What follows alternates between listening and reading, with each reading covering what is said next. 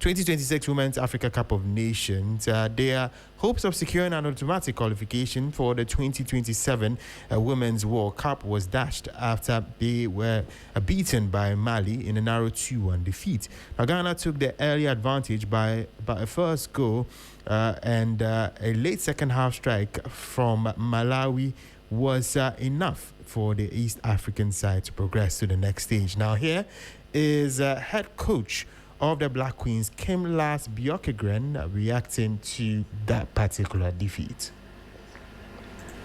I know there is another opportunity and a chance for us to go through some other games and qualify for the World Cup. That's absolutely correct. But right now, when you're asking me 15 minutes after the game, we went all in. I'm feeling empty right now.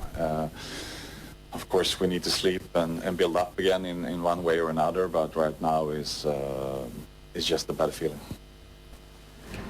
That was Viktor Gyökeres speaking there, the head coach of the Black Queens. And we have another message from Goldfields, from the Black Stars, Black Queens, the Black Challenge and the Women's Premier League. Goldfields has remained committed to the growth and development of football in Ghana, supporting Ghana football since 2005. Now, Goldfields Ghana proudly stands behind the Black Queens at the Women's Africa Cup of Nations, WAFCON, and wishes them continued success as they continue to inspire the nation and make Ghana proud. Goldfields creating enduring value beyond mining. And of course, in some other games, Cameroon defeated 10-time champions Nigeria. Algeria defeated Ivory Coast, and host Morocco also defeated South Africa. And also, for more than 2 decades, Goldfields Ghana has proudly supported Ghana football, standing behind the Black Stars and now the Black Queens, Black Challenge and the Women's Premier League. Now, as Ghana's national teams continue to inspire the nation and pursue excellence, Goldfields remains proud to support the dreams, aspirations and future of Ghana football, empowering through football. Goldfields creating enduring value beyond mining. So these are the messages from Goldfields Ghana. And of course, with regards to the WAFCON playoffs, the Black Queens will be facing Ivory Coast, and then Nigeria will be facing South Africa. So these are the particular matches relating to the Women's Africa Cup of Nations. Now, if Ghana do win against Ivory Coast, then they'll proceed to the Intercontinental playoffs, which will feature 10 countries from other divisions around the world. They'll go through the first phase, which features 6. They would have to be one of the top 2 from the 6, and then they'll go into the final phase, which will feature overall 6, but it will be a straight knockout where they would have to win that match to become one of 3 countries from the Intercontinental playoff who will secure a place in the 2027 Women's World Cup. So a very long road for the Black Queens in there, and we'll see how they meander this particular roadblock. Now, away from women's football, Mediama are already looking ahead to what promises to be a demanding season, with the club keen to build a stronger squad than the one that competed last campaign. The Mauves and Yellows were handed a tough CAF Champions League playoff draw against Congolese giants TP Mazembe last Friday, and Communications Director Benjamin Willie Graham says the club is taking steps to strengthen the team ahead of the busy schedule. He says every effort is being made to ensure Mediama are better prepared and more competitive this particular season.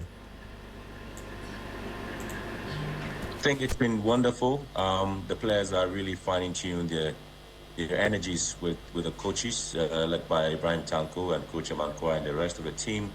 Remember, we do have new signings who've joined us for the season, and so it's very important that the coach is able to have a fine balance with them and the old ones as we get ready for the CAF, Champions League as well. I think on Tuesday we had a match against Yamoussoukro FC. The team beat them by 2-1. And then we had the opportunity of today meeting SOA team as well, and also in Abidjan. And so we're just making sure that we have a very solid team and prepared for the competition ahead. And we definitely know something is going to happen out of that. That was Communications Director for Mediama SC Benjamin Willie Graham. Now, Ghanaian youngster Caleb Irenchi has completed a move to Coventry City following an impressive showing at the World Cup. The midfielder becomes the latest Ghanaian talent to make the switch to English football, where he would join fellow Ghanaian Brandon Thomas Asante at the Championship or at the Premier League now club. For the London-based Ghanaian journalist Rahman Osman, Irenchi's move stands out as one of the best career decisions among the Ghanaian players who featured at the World Cup. This is the best Ghanaian move of any player at the World Cup. I mean, Caleb scored the only goal as Ghana beat Panama. He's young, he's 20 years.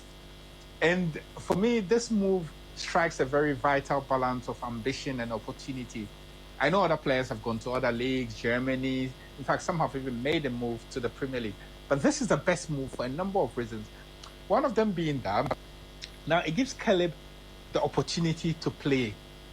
Some have gone to clubs that you genuinely see that they won't be able to play a lot.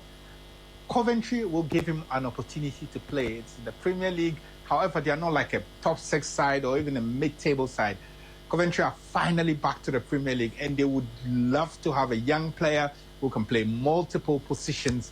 Caleb fits that bill. So the ability to play. Also, ambition is the Premier League, and having followed him closely at the World Cup, I kind of know that he would relish this opportunity. And it just has the making of the beginning of a special journey. At the beginning of the summer, everybody was saying, oh, he's been linked to Everton, he's been linked to Brighton. But trust Frank Lampard that he would have had a word with Michael Essien, who is one of the coaches at Northern, and have worked with Caleb Irenchi for a very long time. In fact, prior to the World Cup, a lot of people went to interview Michael Essien about Caleb Irenchi, and Otto Addo used to play him as a right back and all that. That was Rahman Osman reacting to Caleb Irenchi's latest move to Coventry City, now an English Premier League side. Now, still on Ghanaian players abroad, Antoine Semenyo continues to make his mark at Manchester City, turning heads once again with another impressive pre-season display. The Ghana international was at the heart of City's attacking play, providing 2 quick assists as the citizens secured victory over Spanish side Atletico Madrid. Semenyo's latest performance will further raise expectations ahead of the new season, with the Ghanaian showing that he could be a key role or a key part of Enzo Maresca's plans. Now, Liverpool midfielder Florian Wirtz has sparked new head coach Andoni Raiola to lead the Reds back to their glory days despite a mixed start to the club's pre-season campaign. Now, Wirtz believes Raiola's impressive work at Bournemouth is a strong indication of what he can achieve at Anfield, and insists the Spaniard has what it takes to succeed despite Liverpool's disappointing results in their warm-up matches. A German midfielder says the new boss has already shown the qualities needed to build a successful team. Yeah, I think especially the last 3 years he did at Bournemouth, you could see what he can do with the team, and of course we are looking forward to work with him. And the first weeks, or for me even, I think it's only 2 weeks now that I'm training, so I can just say that I'm enjoying. I like the idea of football he has, so really looking forward. That was Florian Wirtz of Liverpool. Also, Arsenal featured in the Emirates Cup over the weekend. They lost 3-2 to Dortmund at the Emirates Stadium, but the match customarily also went into penalties where Arsenal came up toss. Now, Viktor Gyökeres, who scored a penalty for Arsenal during that defeat in normal time, said this about returning back to the stadium in front of their home fans ahead of the new season.